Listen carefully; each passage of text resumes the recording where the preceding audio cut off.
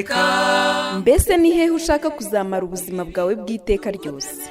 Ni mu ijuru cyangwa ni muri Gehinomu? Tega amatwi ijambo ry'Imana ugezweho n'umukozi w'Imana Pasiteri Ntakende Sadoki kuva ku wa mbere kugeza ku wa gatandatu kuva saa 11:45 za mu gitondo. Calvary ni wowe Yesu yashenjaguriwe. Reka nongere mbasuhuze nshuti bakunzi muteze amatwi muri kano kanya, kandi ntangire mbifuriza Noheli nziza n'umwaka mushya muhire. Reka rero uyu mwanya wacu tugiye kwinjiramo wo kwiga ijambo ry'Imana, tuwutangize gusenga, hanyuma duhite twinjira mu ijambo ry'Imana dufite uyu munsi wa none.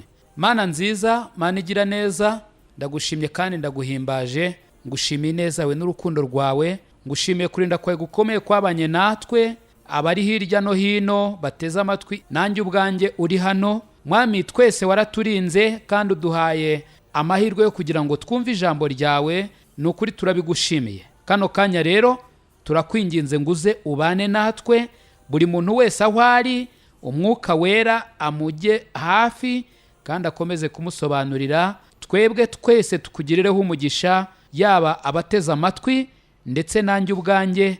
Mana, twese udukorere igitangaza, uyu mwanya tugiye kumara twumva ijambo ryawe, utubere umwanya wo guhinduka, utubere umwanya wo gukura, tugatera intambwe tukava ku kigero kimwe tukagera ku kindi. Urakoze rero kuri mwiza, kandi ko witeguye gukora byinshi birenze ibyo tugusabye, tubyambaje twizeye mu izina rya Yesu Kristo umwami wacu, amen. Reka nongere mbahe ikaze, kandi nk'uko mubizi mwese ndetse n'isi yose ibizi, ni umunsi wa Noheli. Ariko hari ikintu kijya kimbabaza cyane cyane cyane cyane kuri Noheli. Kuri Noheli ikintu kimbabaza rero nta kindi, ni uko abantu benshi ndetse n'abana batoya ubwabo, iyo babajije uti Noheli itwibutsa iki, bahita bakubwira bihuse ivuka rya Yezu. Ibyo kandi koko byakabaye ari ukuri, ariko ikibazo ni uko ibyo ari byo abantu bavuga ndetse ari nabyo bafite mu mazi wabo.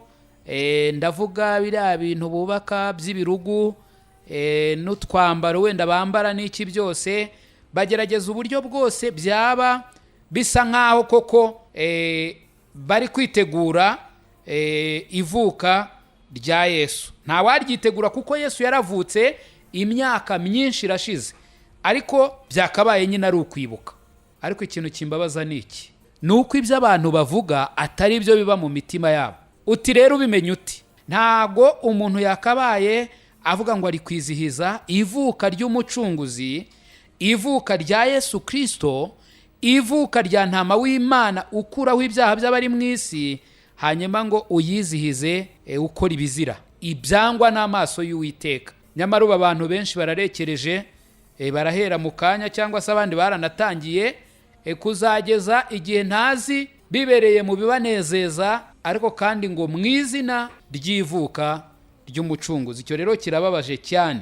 Ariko nimvuga Noheli nziza, wowe ushaka kwikorera ibizira ntiwiyumvemo, ntabwo nkuvuze, kuko Noheli nziza ni Yesu ari we tugiye kuvuga muri kano kanya. Noheli nziza rero ku bantu mwese mushaka Noheli nyayo, kandi bamwe muri mwe mwamaze kuyakira ndabizi, muribuka n'igihe mwayakiriye, ukaba uyu munsi ufite ubuhamya buvuga ngo jyewe maze kumva cyangwa se maze kurya Noheli nziza, uretse kutayirya ahubwo wayigira mu mutima ukayitekerezaho. Noheli nziza ntabwo wayirya kuko Noheli nziza ni Yesu. Ntabwo rero wamurya mu buryo bufatika bw'umubiri, icyakora mu buryo bw'umwuka ushobora gusabana nawe binyuze mu ijambo, haba kuryumva cyangwa se kurisoma wowe ubwawe, ndetse no mu gusenga. Aho niho wasabanira na Noheli nziza, ari we Yesu Kristo ukuraho ibyaha by'abari mu isi. Uyu munsi rero ntabwo ari icyo nagambiriye ko tuganiraho, nuko gusa ari akantu naringize ngo dutangirane, kuko turi kwitegura uwo munsi ukomeye, umunsi hakabaye habaho nyine uko kwibuka, ariko satani yamaze kuwushimuta ku buryo abantu bawifashisha kwikorera ibyo bishakiye. Imana rero iguhe noheri nziza, wowe uteze amatwi, iguhe gukura muri Kristo, iguhe guhinduka, umenye Kristo byigiye imbere, kandi urusheho gusabana nawe no kugendera mu ijambo rye. Icyo nicyo kigukwiriye, nicyo kinkwiriye nk'umukristo muri iyi minsi twibuka ivuka ry'uwo mucunguzi. Reka rero tugaruke ku ntego yacu. Ubushize ubwo twari kumwe twaganiraga ku isomo rivuga ngo umutekano w'iteka ryose, cyangwa se dukoresheje irindi jambo ni ubwishingizi bw'agakiza. Iki kintu rero ni ikintu gikomeye cyane nk'uko twabivuze ubushize, kandi tugiye gukomeza tubibona kuko na Bibiliya ifite ikintu yabivuzeho. Hari amagambo twabonye Bibiliya igenda ikoresha, ariko yose akomoza ku bwishingizi bw'agakiza. Ijambo rya mbere twabonye ni iryo ngiryo nyine nari ndi kuvuga ry'ubwishingizi. Twabonye ijambo ubwishingizi. Twabonye ibyanditswe byinshi ntari busubiremo kuko igihe buriya kiba kidusiga, ariko iryo jambo ubwishingizi twaribonye mu byanditswe byinshi bitandukanye. Twabonye kandi ijambo kumenya. Twabonye ijambo kumenya. Birababaje kuba umuntu adafite ubumenyi, kuko iyo umuntu adafite ubumenyi nta kintu, buriya bivuze ko nta kintu abazi, kandi iyo nta kintu uzi ubwo nyine urumva biba bigoye. Aho ahatari kumenya ubwoko burarimbuka, by'umwihariko ubwoko bw'Imana bubaye butazi ijambo ry'Imana nirazima buba burimo kujya ahabi. Rero kumenya ni ikintu cy'ingenzi. Twabonye rero abahamya twasanze muri Bibiliya nk'uko Bibiliya ibivuga, bazi neza. Barimo Pawulo uvuga ati nzi uwo nizeye uwo ari we, kandi nzi neza yuko abasha kurinda ikibitsanyo namubikije kugeza kuri urya munsi. Pawulo abivuga adashidikanya. Ndetse iyo ugiye muri Yohana Yohana wa mbere igice cya 5 umurongo wa 13 ndumva naho twarahasomye, aho tubona neza yuko Imana itigeze itinya kuvuga, ndetse ngo inandikishe mu ijambo ryayo ko iri twandikiye kugira ngo tumenye neza ko dufite ubugingo buhoraho. Ariko hari abakwiriye kumenya neza nk'uko biri bivuga hariya muri icyo gice mbabwiye. Biravuga ngo ibi ndabibandikiye mwebwe abizeye izina ry'umwana w'Imana. Ntabwo ari abantu bose uko bakabaye, ahubwo mu bantu bose bari ku isi abari kubwirwa n'abizeye izina ry'umwana w'Imana gusa. Abo barabwirwa ngo mumenye ko mufite ubugingo buhoraho. Ijambo rero kumenya ni ijambo ry'ingenzi cyane, kandi ni ijambo Bibiliya ikoresha. Rero hari irindi jambo twabonye rya gatatu, cyangwa se ni itsinda ry'amagambo ariko afite igitekerezo kimwe: ubugingo buhoraho, cyangwa se ubugingo bw'iteka ryose. Iri jambo ryo sinzi n'inshuro warisanga muri Bibiliya kuko ririmo cyane, ariko ni ijambo Bibiliya ikoresha. Kandi Imana yo ntabwo imeze nk'abantu ngo ivuge ngo noheri nziza ariko kandi umuntu yibereye mu bizira. Imana ibyo ivuga ni ukuri, ntabwo ibeshya habe na gatoya. Imana rero iyo ivuze ubugingo buhoraho, ibivuze koko ubugingo buhoraho. Ntabwo ibivuze ubugingo bw'akanya gato, ntabwo ibivuze ubugingo burangira. Ntabwo Imana yabikora kuko yabibeshye, kandi ibyo bikaba bitandukanye nuko Imana iteye. Imana rero ntabwo ijya ibeshya, ni nako biri tubwira. Imana ntishobora kubeshya. Niyo mpamvu iyo ivuze ubugingo buhoraho ibivuze koko ubugingo buhoraho.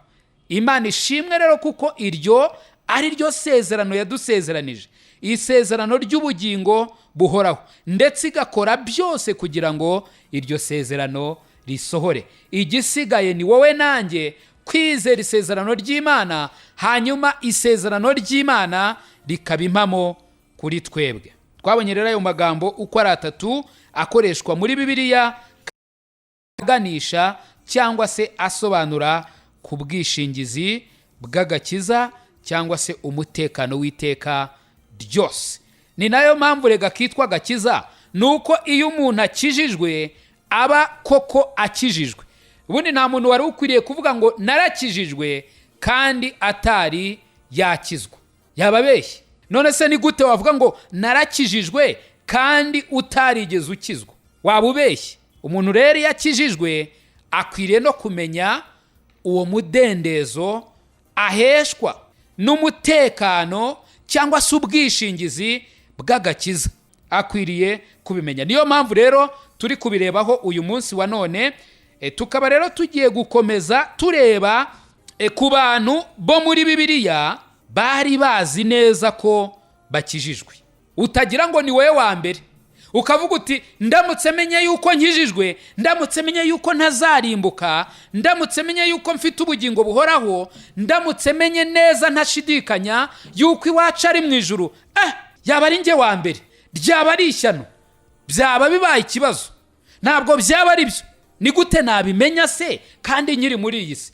Umva nshuti yanjye, ndagira ngo umenye ko atari wowe wenyine. Uretse n'abera uyu munsi bari hano kuri iyi si batanditse muri Bibiliya, hari n'abanditse muri Bibiliya bari bazi neza ko bakijijwe.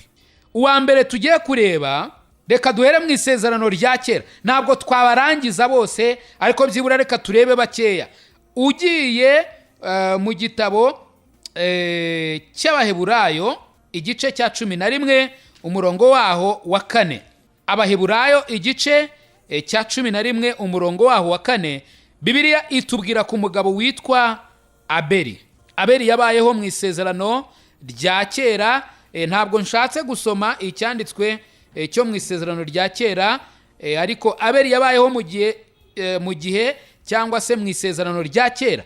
Uyu mugabo rero nk'uko Bibiliya imuvuga hano mu Baheburayo igice cya 11 umurongo wa 4, Bibiliya iravuga ngo kwizera niko kwatumye Abeli aha Imana igitambo kiruta icya Kayini kuba cyiza. Ni nako kwamuhaye guhamywa ko ari umukiranutsi, ubwo Imana yahamyaga ko amaturo ye ari meza, kandi niko kwatumye nanone akivuga nubwo yapfuye. Imana yacu ishimwe cyane. Abeli yahamijwe ko yari umukiranutsi, abihamijwe n'Imana. Imana ubwayo yitegereje Abeli, irareba ibona ari umukiranutsi. Mbese ndagira ngo niba wakurikiye wibaze, Imana yamuhamije ko ari umukiranutsi kubera iyihe mpamvu? Ni ukubera ituro yatanze? Oya, ahubwo Bibiliya tubwiye ngo kwizera niko kwatumye Abeli aha Imana igitambo kiruta icya Kayini kuba cyiza. Ndetse kwizera niko kwatumye ahamywa ko ari umukiranutsi. Mu yandi magambo, ari ugutanga ituro yabitewe no kwizera, ari ukuba yari umukiranutsi byatewe nuko Abeli yizeraga Imana. Kwizera niko kwatumye Abeli ahamywa ko ari umukiranutsi. Ni nako kwatumye atanga iryo turo ryiza imbere y'Imana. Ndagira ngo umenye neza yuko Abeli, umuhungu wa Adamu, yabonye umuhamya kuwiteka ko ari umukiranutsi. Biragoye ko hagira umuntu ugira icyizere kiruta iki ngiki cyo kuba Imana yaguhamya ubwayo. Imana ubwayo ikavuga ngo uri umukiranutsi. Mbese aho koko hari umuntu wagira icyizere cyaruta iki ngiki cyo kuba ubwiwe n'Imana ko uri umukiranutsi? Itangiriro igice cya 7 umurongo waho wa mbere. Itangiriro igice cya 7 umurongo waho wa mbere, Bibiliya itubwira ku wundi muntu. Uwo muntu yitwa Nowa. Itangiriro igice cya 7 umurongo waho wa mbere, Bibiliya ivuga ngo Uwiteka abwira Nowa ati, injira mu nkuge n'abo mu nzu yawe mwese, kuko ari wowe nabonye ukiranuka mu maso yanjye muri iki gihe. Nowa yagaragaraga imbere y'Imana kandi uko yagaragaraga niko yari ari rwose, kuko Imana ntabwo yibeshye. Ntabwo hano Imana yari iri kuvuga ngo Nowa ahari ushobora kuba ukiranuka, ahari ushobora kuba uri umuntu mwiza. Oya, Imana yarahamije iravuga ngo Nowa injira, kuko nabonye ari wowe ukiranuka mu maso yanjye. Nowa yari umukiranutsi imbere y'Imana kandi Imana yari ibizi ndetse ikanabihamya ko Nowa ari umukiranutsi. Mu Itangiriro igice cya 6 umurongo waho wa 9, Imana hari ijambo ivuga, iravuga ngo uru ni rwo rubyaro rwa Nowa. Nowa yari umukiranutsi, cyo ni icyambere, yatunganaga rwose mu gihe cye. Nowa yagendanaga n'Imana. Uri kucyumva?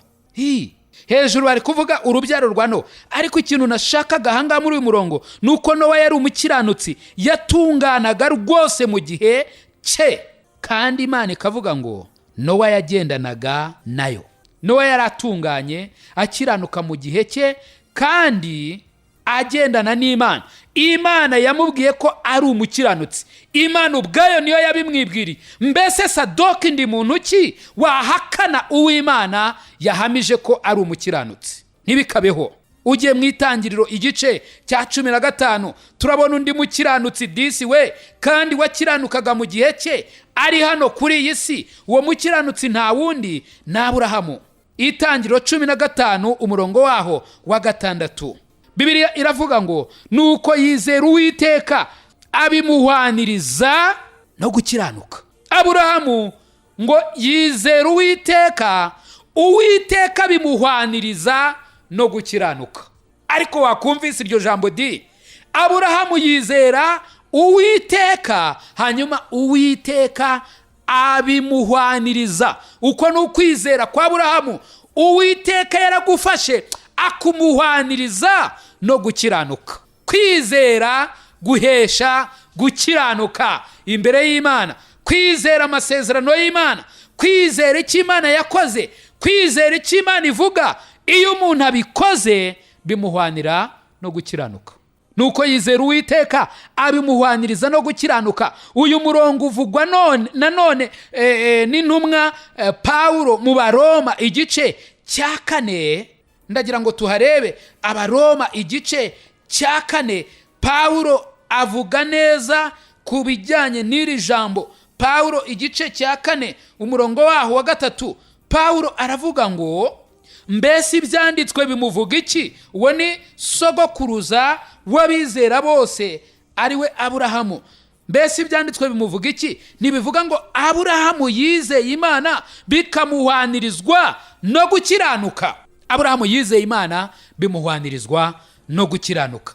Ndetse urebye hano ku murongo wa 5 w'iki gice haravuga ngo ariko rero udakora ahubwo akizera utsindishiriza abanyabyaha, kwizera kwe kumuhanirizwa no gukiranuka. Imana ishimwe cyane, kuko Sadoki w'umunyabyaha ashobora guhabwa gukiranuka kw'Imana aguheshejwe no kwizera utsindishiriza abanyabyaha, uwo abantu benshi batazi, ariko kandi bazaba bavuga ku munsi w'ejo bavuga ko yavutse. Kwizera uwo nguwo ari utsindishiriza abanyabyaha byahesheje Sadoki w'umunyabyaha gukiranuka kw'Imana. Imana ishimwe cyane, kuko nanjye umunyabyaha Imana yampaye gukiranuka kwayo, itabitewe n'imirimo myiza nakoze, itabitewe n'ingeso zanjye nziza, itabitewe n'uburanga bwanjye, ahubwo ibitewe n'urukundo rwayo, nanjye nkabyakira mu kwizera.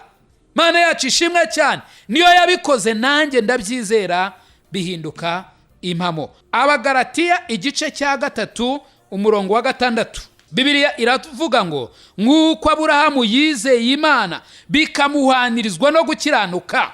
7, mumenye yuko ari nako abiringira kwizera ari bo bana ba Aburahamu. Kandi ibyanditswe byamenye bitaraba yuko Imana izatsindishiriza abanyamahanga kuko bizeye.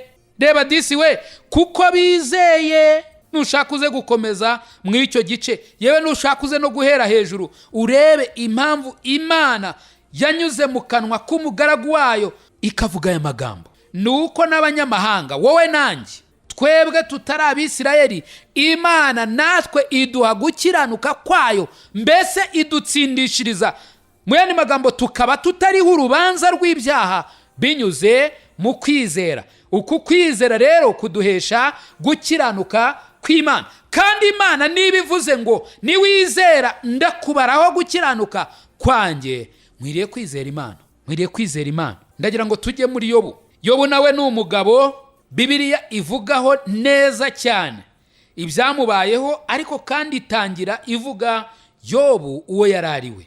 Yobu Imana yari izi neza ko ari umukiranutsi, kuko Imana yamutangiraga ubuhamya yo ubwayo. Ndetse tugiye kureba neza hano muri Yobu igice cya 19. Yobu nawe ubwe yari afite ibyiringiro bitajegajega. Yari azi neza ko akijijwe, yari azi neza yuko iwabo ari mu ijuru, yari azi neza aho ari kwerekeza. Ntabwo yari ari mu rujijo ngo avuge ngo sinzi, ahari nshobora kuzajya mu ijuru, ahari nshobora kuzabona Imana, birashoboka simbizi. Ntabwo ariko Yobu yari ameze. Yobu igice cya mbere tubona yuko Imana yavugaga ko Yobu ari umukiranutsi. Imana yanabibwiye Satani, iramubwira iti wowe uzajya ukora ibyo ukora byose, ariko Yobu ni umukiranutsi wanjye. Na Yobu nawe reka turebe icyo ahumekiwemo n'umwuka w'Imana yavuze hano mu gice cya 19 uhereye ku murongo waho wa 25 kugeza ku wa 27. Bibiliya iravuga ngo ariko jye ubwanjye nzi yuko umucunguzi wanjye ariho, kandi ko amaherezo azahagarara mu isi, kandi uruhu rwanjye nirumara kubora nzareba Imana mfite umubiri, nzayireba ubwanjye, amaso yanjye azayitegereza si ayundi, nuko umutima wanjye umarwa n'urukumbuzi. Mana yacu ishimwe cyane. Yobu ntabwo yari ategerezanyije urujijo ngo abari aho ngaho yibwira ati ariko se ubu nzajya mu ijuru, ariko se ubu Yesu agarutse namubona. Hoya, Yobu yari abizi neza, avuga ati okay, ndabizi neza ko umucunguzi wanjye ariho, kandi uruhu rwanjye nirumara kubora nzareba Imana yanjye mfite umubiri, amaso yanjye azayireba sayundi, ngo nuko umutima we ukamarwa n'urukumbuzi. Ibi nibyo byari bikwiye kuba ubuzima bw'abakristo. Abakristo nyabakristo bahagaze neza mu masezerano y'Imana. Njya nkunda cyane umuririmbyi, ntibuka neza nimero ye, ndavuga indirimbo imwe muri izi ndirimbo zo mu gitabo cy'icyatsi ivuga ngo uwishinze ku byasezeranijwe n'umukiza wacu abona amahoro. Ariko wayimbwira disi we, kandi amarwa n'umunezero. Kubera iki? Kuko yiringiye uhoraho. Mana yacu ishimwe cyane. Umukristo nyamukristo yari akwiye kuba muri we mu mutima afite aya magambo nk'ayari mu mutima wa Yobu, avuga ngo nziye neza yuko umucunguzi wanjye ariho, kandi uruhu rwanjye, mu yandi magambo kwizera kwe kukamufasha kureba hirya y'urupfu. Mana yacu ishimwe cyane, kuko kwizera kureba neza, ntabwo kureba mu by'ubu bugingo gusa, ndavuga mu by'ubu buzima bw'uyu munsi wa none, ahubwo kwizera kudufasha kureba hirya y'urupfu, kuratobara kukareba hirya y'urupfu ukamenya neza aho urimo kujya.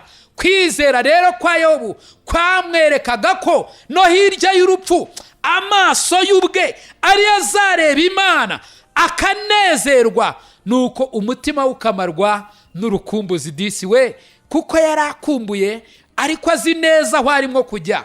Icyampa nawe uyu munsi wa none ukamenya neza aho urimo kujya, kuko ibyo ngibyo byaguhesha kubaho ubuzima bwuzuye umudendezo, bwuzuye umunezero, bwuzuye amahoro, bwuzuye gusabana n'umwami Yesu Kristo, kuko uzi neza yuko uri uwe by'iteka ryose. Dawidi muri Zaburi ya 40 umurongo waho wa 2 haravuga ngo kandi ankura mu rwobo rwo kurimbura no mu byobo by'isayo, ashyira ibirenge byanjye ku rutare, akomeza intambwe zanjye.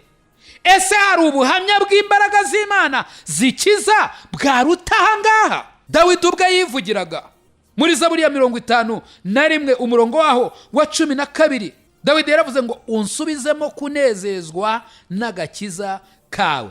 Icyaha cyari cyamwibye umunezero we, ariko yarakiyiziho agakiza ke. Mu yandi magambo, nubwo Dawidi yari yandujwe n'icyaha, ariko uko yibonaga ko yandujwe, cyangwa se ubusabane bwe bwahungabanijwe n'icyo cyaha yakoze, ariko agakiza ke yari akikiyiziho. Niyo mpamvu yasabaga ko Imana imugarurira umunezero w'agakiza. Ntabwo yasabaga ko Imana imugarurira agakiza ke. Oya, agakiza ntabwo gatakara.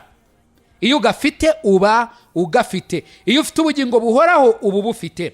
Yesaya nawe ni umugabo dushaka kureba guhamya kwe. Yesaya igice cya 6 umurongo waho wa 7. Yesaya igice cya 6 umurongo waho wa 7. Sinzi, hari abantu benshi cyane muri Bibiliya tubona neza Bibiliya ibahamya cyangwa se ibahamiriza ko bari bakijijwe. Yesaya igice cya 6 umurongo waho ni uwa 7. Bibiliya iratubwira ngo ari inkoza ku munwa, arambwira ati dore riri gukozeho ku munwa, gukiranirwa kwawe kugukuweho, ibyaha byawe biratwikiriwe. Mama we, ibaze nawe, Yesaya yumva ijwi rituruka mu ijuru rimubwira riti okay, iri rigukozeho ku munwa, bigenze gute? Gukiranirwa kwawe kugukuweho. Ibaze nawe, ijuru riramutse rivuze ngo gukiranirwa kwawe kugukuweho, nk'uko byabaye kuri Yesaya, ijuru rikavuga ngo ibyaha byawe biratwikiriwe. Mu yandi magambo, ntabwo bikibukwa, ntabwo Uwiteka bibona. Mbese iri jambo riturutse mu ijuru, wowe ubwawe ukaryumva, wabifata uti? Ntiwanezezwa nabyo? Ntiwabyizera se? Jyewe nabyizera. Ibi rero nibyo tubwirwa nk'abizera uyu munsi wa none. Narabyumvise muri 2006, ndanezerwa, nshima Imana, nuko uyu munsi ndirimbishwa n'umunezero yuko nabohowe rwose, kandi uyu munsi ndi umwana w'Imana, mfite agakiza kandi mfite ubugingo buhoraho, sinshobora kurimbuka na hato iteka ryose, kuko niringiye atari umubeshyi. Niryo sezerano yadusezeranije, niryo nakiriye. Ndetse nawe wamaze kumwizera, menya neza yuko Imana itanga ubugingo buhoraho, idatanga ubugingo bw'akanya gatoya. Yesaya rero abwirwa yuko ibyaha bye bitwikiriwe, yuko ibyaha bye abibabariwe. Icyaha cyari cyamwibye, ariko mumbabarire, Dawidi niwe icyaha cyari kibye, ariko Yesaya yakiriye ubwishingizi bweruye abuhawe n'Uwiteka, kandi ko ibyaha bye bikuweho, maze akaba ababariwe rwose. Mu isezerano rya kera harimo abahamya benshi bari bazi neza yuko bakijijwe, ariko reka turebe no mu isezerano rishya. Utavuga uti ibyo nibyo mu isezerano rya kera. Ugiye hano muri Petero wa 2 igice cya 1 umurongo waho wa 10, reka turebe guhamya kwa Petero. Petero wa 2 igice cya 1 umurongo waho wa 10. Mbese Bibiliya iravuga iki? Bibiliya iravuga ngo nicyo gituma bene data mukwiriye kurushaho kugira umwete wo gukomeza guhamagarwa no gutoranwa kwanyu, kuko nimukora ibyo ntabwo muzasitara na hato, ahubwo bizabaha rwose kwinjira mu bwami butazahanguka bwa Yesu Kristo, ari we mwami n'umukiza wacu. Kurushaho kugira umwete wo gukomeza guhamagarwa no gutoranwa kwanyu. Ibi ngibi biratwereka yuko icyo abakijijwe bakwiriye ni ukurushaho gukomeza kugira umwete wo gukomeza guhamagarwa no gutoranwa kwacu. Nimvuga gukomeza, ntugire ngo ni ugufata ukagundira, ahubwo ni ukwinjira muri ibyo tukinjira neza mu masezerano y'Imana. Yakobo we yaravuze ngo ntabwo dukwiriye kuba bumva gusa iby'iri jambo, ahubwo dukwiye kuba abakora iby'iri jambo. Nitugire imvugo imwe hanyuma ngo tugire n'ibikorwa bitandukanye n'imvugo yacu. Birababaje cyane kuko uyu munsi wa none abantu bitwa cyangwa se bivugira bo ubwabo ngo ni abakristo, ariko ibyo bakora bigahakana ijambo ry'Imana. Biteye n'agahinda. Birababaje cyane kumva umuntu avuga ngo ndi umukristo, ariko ibyo akora, ibyo avuga, ibyo atekereza, imibereho ye byose ugasanga bihakana cyangwa se bibusanye n'ibyo ngibyo avuga cyangwa se abantu bamutekerezaho. Icyampa Imana ikakwereka neza agaciro ko kuzuzanya hagati y'imvugo yawe no kwizera kwawe ndetse n'ijambo ry'Imana.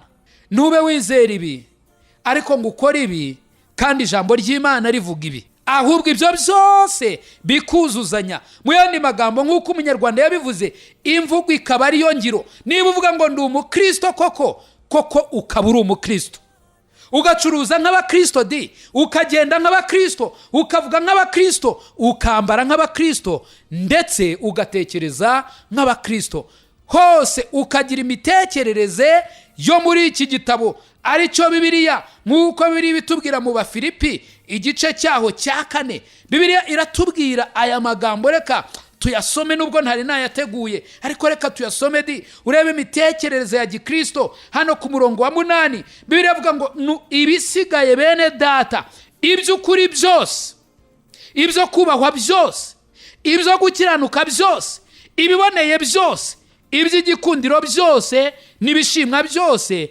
nihaba hariho ingeso nziza kandi hakabaho ishimwe, aba ari ibyo mwibwira, cyangwa se mu yandi magambo aba ari ibyo ngibyo muguma gutekereza mu mitima yanyu.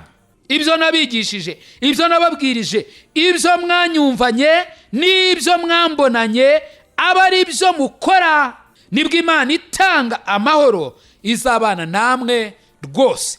Nukora iby'ukuri, nutekereza iby'ukuri, ibyo kwizerwa, ibyo gukiranuka, ibiboneye, iby'igikundiro, ibyo ubwirizwa mu ijambo ry'Imana. Ndavuga igihe ubwirijwe iby'ukuri koko ku ijambo ry'Imana, cyangwa se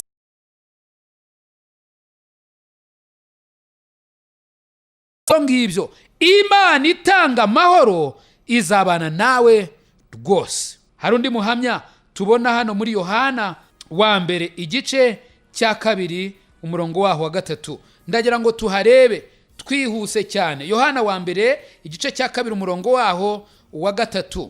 Yohana wa mbere igice cya 2 umurongo wa 3 haratubwira ngo iki nicyo kitumenyesha yuko tumuzi, nuko twitondera amategeko ye. Iki nicyo kitumenyesha yuko tumuzi, nuko twitondera amategeko ye. Mu yandi magambo, amategeko hano icyo bivuze ni ijambo ry'Imana. Hari abashobora guhita bavuga bati aha, garuka kuri Sinayi urebe amategeko 10 y'Imana.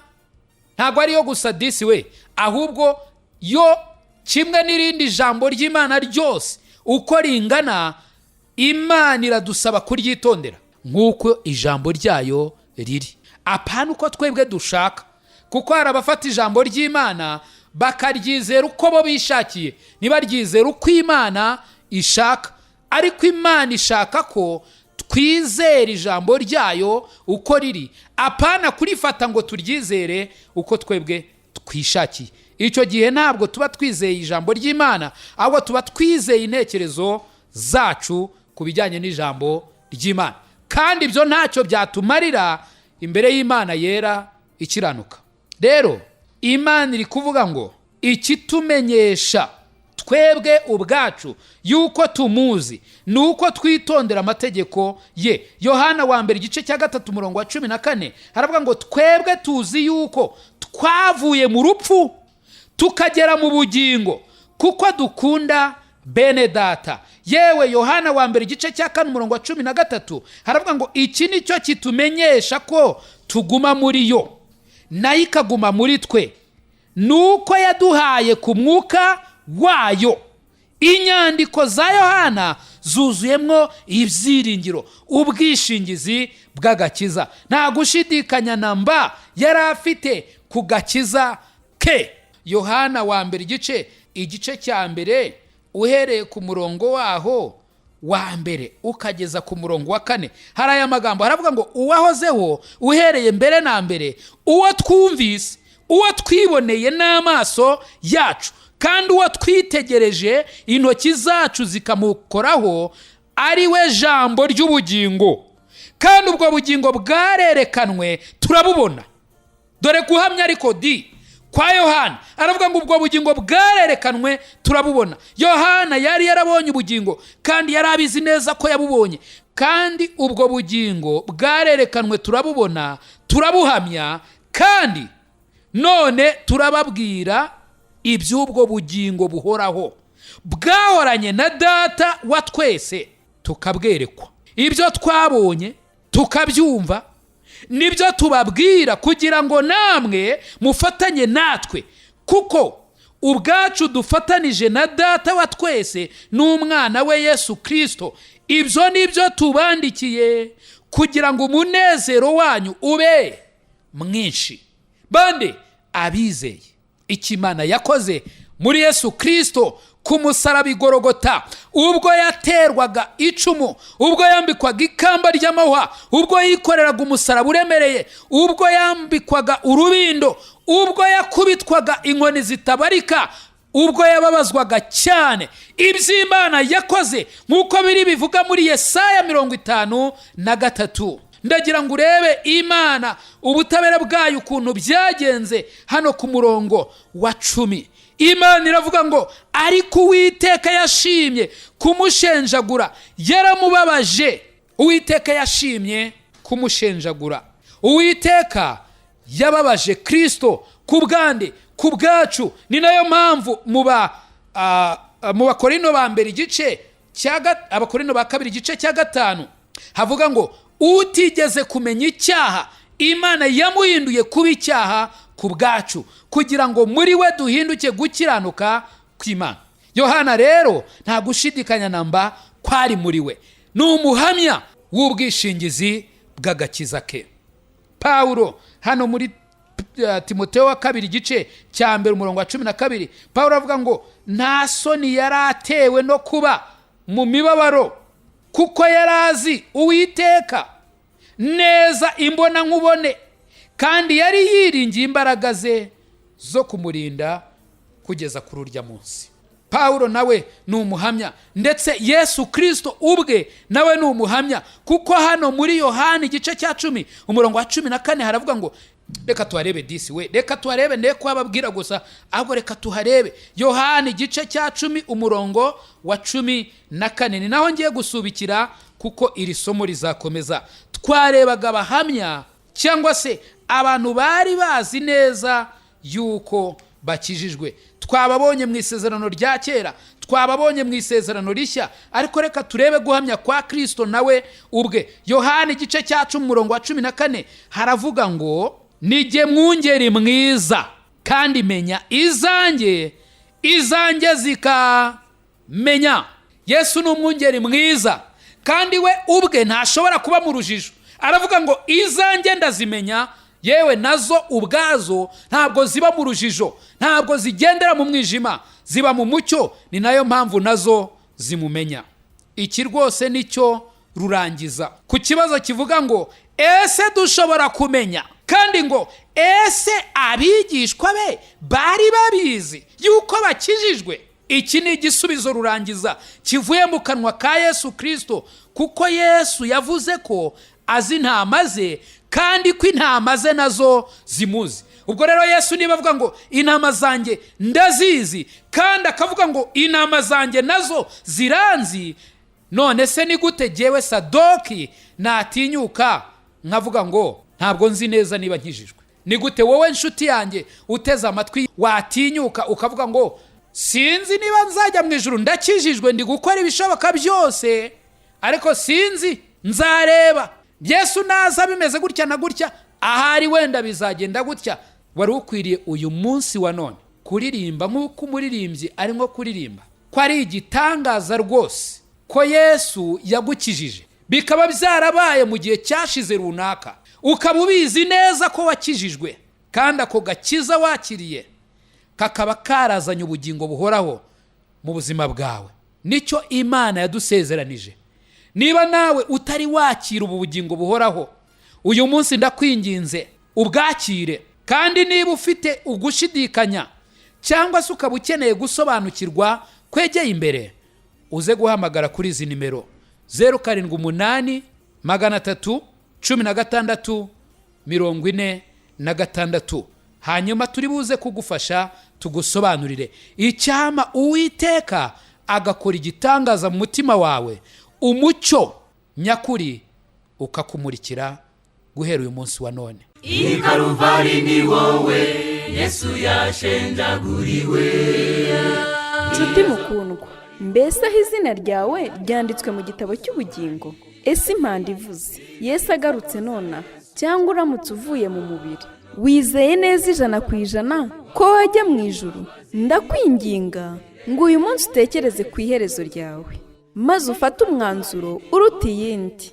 Imana iragukunda kandi Yesu aragutegereje. Ngwino, tebuka aguha agakiza, akuruhura umutwaro w'ubwoba, aguha amahoro, umunezero n'ibyiringiro byuzuye byo mu mutima. Ukeneye ubundi bufasha, waduhamagara kuri izi nimero 0783 00 16 46. Imana iguha umugisha.